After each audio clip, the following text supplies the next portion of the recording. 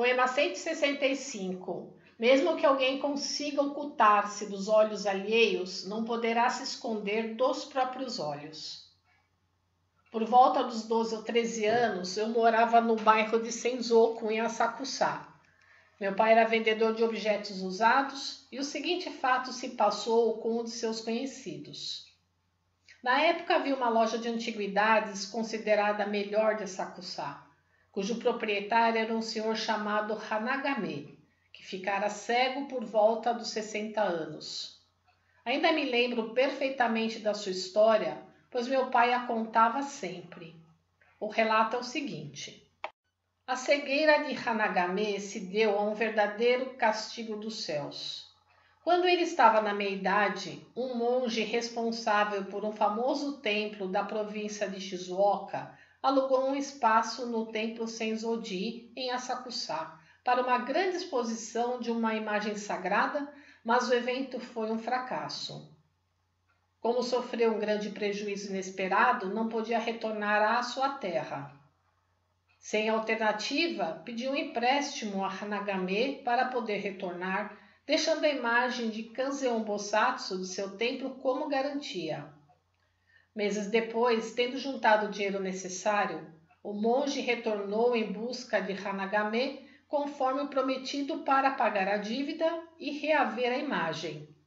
Porém, Hanagame lhe disse: "Não me lembro absolutamente. Deve haver algum engano." E nem deu atenção ao monge. Este, num beco sem saída, amaldiçoou-o e enforcou-se em frente à casa dele. Certamente, Hanagame vendera a imagem ao estrangeiro por uma quantia elevada e ampliou sua loja. Evidentemente, o rancor e a maldição do monge foram os causadores da cegueira de Hanagame.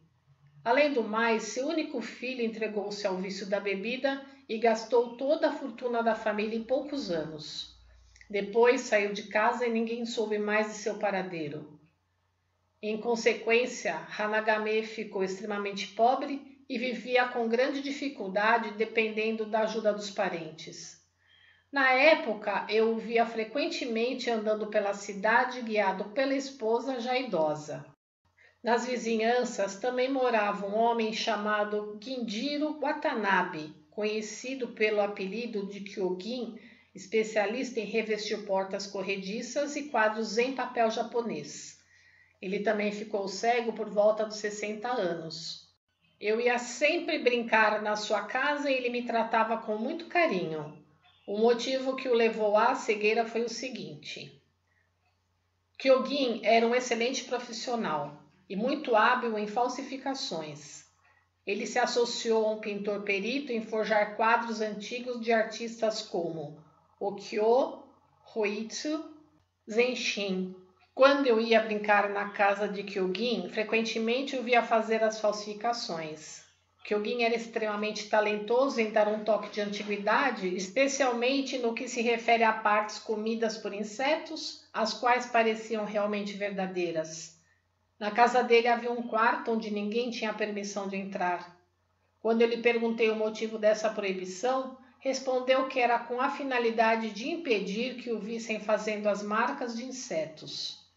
Assim, diziam que a cegueira de Kyogin era a punição divina pelo fato de ele ter ganhado muito dinheiro enganando as pessoas através de falsificações. Embora eu fosse criança na época, compreendi quão temível era o castigo dos céus. Por volta dos 30 anos, contratei uma empregada doméstica. Era uma moça muito bonita, de 18 ou 19 anos, mas lamentavelmente perdeu a visão de um dos olhos.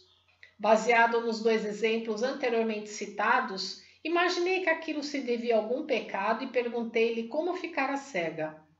Ela disse que no início do período Meiji, quando surgiram no Japão as pedras de corais falsas feitas de borracha, seu pai ganhara muito dinheiro vendendo-as em várias regiões. Aí está a causa, pensei comigo mesmo. O motivo da cegueira da moça foi uma bala de espingarda de pressão disparada por brincadeira pelo menino da casa onde ela trabalhara anteriormente.